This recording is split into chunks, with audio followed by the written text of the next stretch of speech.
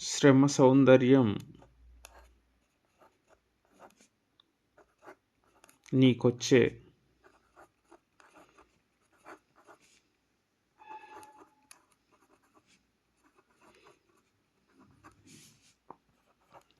ఫలితంలో దాగి ఉంది.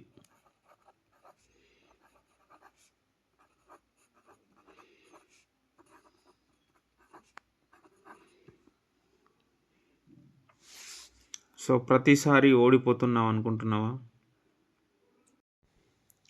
ప్రయత్నించు, పోరాడు. ఎన్నిసార్లు పోరాడుతున్నామన్నది కాదు, చివరికి మనకు అనుకున్న లక్ష్యం నెరవేరిందా లేదా అన్నది చాలా ముఖ్యం. ప్రతిసారి ఎన్ని అడ్డంకులు వచ్చినా, ఎన్ని ఇబ్బందులు వచ్చినా, ఎన్ని రకాలైనటువంటి సమస్యలు వచ్చినా వాటన్నిటినీ అధిగమించి నీ లక్ష్యం ఏంటో,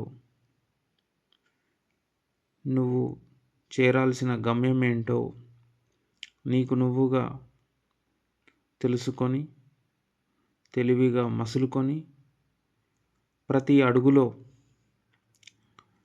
ప్రతి తప్పటడుగులో ముందు ముందు వాటిని ఎలా అధిగమించి నువ్వు నీ గమ్యాన్ని చేరుతావన్నదే ముఖ్యం.